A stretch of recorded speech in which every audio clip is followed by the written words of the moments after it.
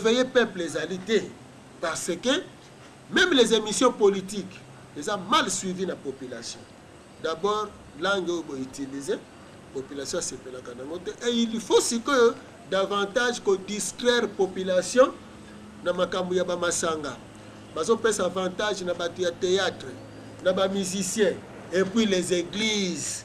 Ba créer des églises na ba balabala nyonso na ba quartier nyonso pour être peuple. Surtout ça. Peuple a la pongi makasi au moment où baza ko matraquer ba kondi population za tana likamba ko lobate yazo mona kaka ngala sambela na ngai alors que la force même du chef c'est son peuple. C'est son peuple.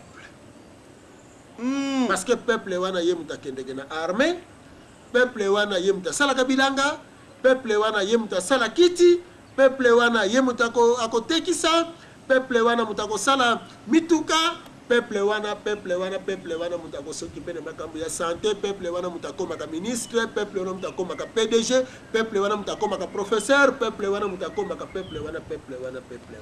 Et le peuple endormi yo mokonzi. Mayo koloba, nana ko soutenir. Omoni, parce que batuazo préféré ko kende ko sambela ke ba kende ko sala. Maloba ya mokonzi, bazana ngo posa te bazo mona kaka nini. Lelo mindele ba ya awa. Est-ce que mindele ba ko investir a pona bolamu na bino? Na salaire ya combien na tout na bino nanu? Depuis colonisation, deuxième forme d'esclavagisme.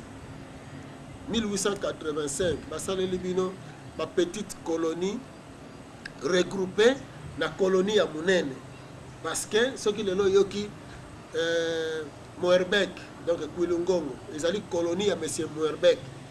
Gilles Valenquer, ils allaient colonie à M. Gilles Valenquer. Donc, monta sali moi ba colonie parce que baza ba colon, bazui esclave na bango et baza ko pesa bango même pas salaire. Rente de survie. Voilà. Bah, pesi bango ne fût que pour calmer. Pour vivre au Koufate pour qu'on sala mingi. Botala. Lo lengo wana lelo bozo benga bango baya. Salaire ya $100.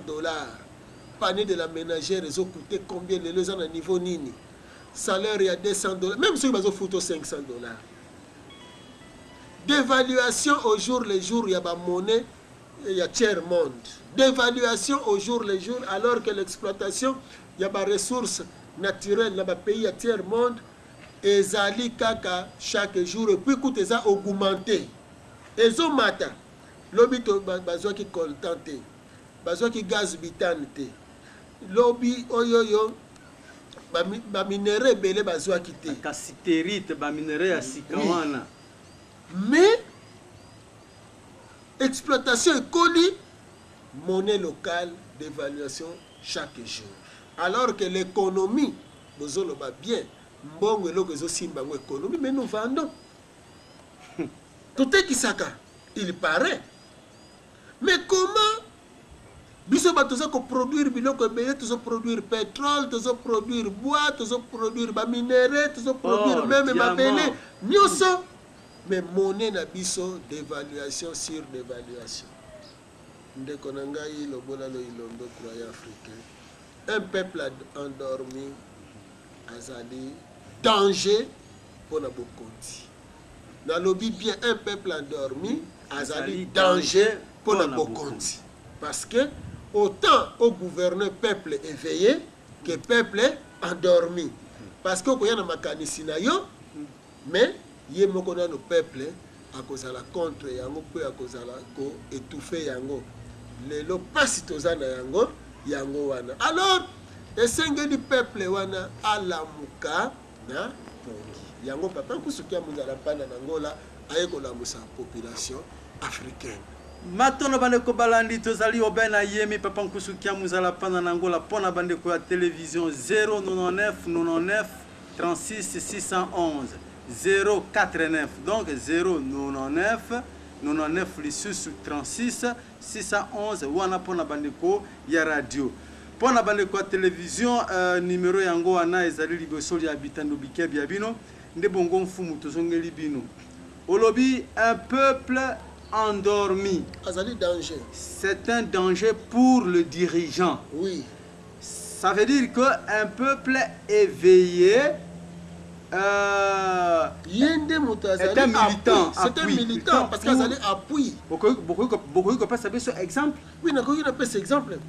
Omoni lelo mokonzi azana bokonzi. Ndenge nini peuple endormi azali danger pour naye. Parce que bango bazokanisa peuple éveillé azali peuple oyo alekaka fingaka mokonzi ke non. Mokonzi azoyiba wana balobi alobi polele azoloba vérité. Mfumu tolingi bopesa biso exemple ya peuple moko ebe na mokonzi na bango. Kasi nazoya te. Omoni ntango nazolobela bongo. Parce que bato bamoni bato balingaka soki oleki ofingi mokonzi nde bongo balobi ye wana aza éveillé.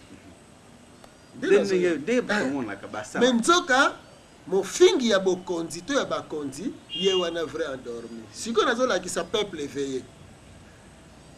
Peuple asiatique aza éveillé. Parce que aza ko appuyer bokonzi na ye. Peuple américain, peuple occidental aza éveillé. Peuple arabe aza éveillé. Elingi koloba nini? À part quelques corruptions, parce que pas arabe, corruption mondiale, à coalition makasi. Na Europe, le pouvoir émane du peuple qui l'exerce par ses dirigeants. Elingi koloba nini? Elingi koloba, posa eza epai ya peuple, azo reconnaître mokonzi wana ke ngai moto na ponaki ye, il a un mot à dire sur nga, et posa na nga mokonzi akokokisa yango selon makanisi oyo ya kobanda kobimisa mpo nga nazala exécutant ya makanisi ya mokonzi. Omoni? E na ntango wana omeki kosimba mokonzi to osali déclaration ya mabe mpo na mokonzi, c'est presque toute la population ekotomboka. Et soki oattake ne fût-ce que citoyen moko ya mboka wana, c'est toute la nation mutekoloba. Aussi, ne fût-ce que 1 centimètre, la ndanga bien ndeko nanga ilobola lo ilondo dimension nazo pesa. 1 centimètre carré. Na lobite que 1 mètre carré. To 1 hectare. Mais 1 centimètre carré est à peu près mosapi nanga boye. Il y a territoire moko na Europe. Ozwi yango komisa yango ya yo, c'est presque Europe mobimba muteko tomboka. Nazi idem. Mais en Afrique izwa na yo. Sala na yo nyonso. Bokoki bolongolisa mokonzi na pouvoir na coup d'état. Peuple alobeloko te. Bokoki boboma mokonzi. Pourquoi ndenge babomi bauti koboma musée en plein exercice ya pouvoir. Population alobi eloko te. Peuple endormi. Mais peuple endormi. Lelo bakoki balobake no ba américain, ba belge, bazokana mokonzi ya mboka na ba église. Tantanga ndeko na ngai lobola. Tozali na bino mfumu. Okoyoka kaka bokota makambo ya politique te. Wana ba pasteur. Wana ba pasteur bokota makambo ya politique te, eza makambo na bango.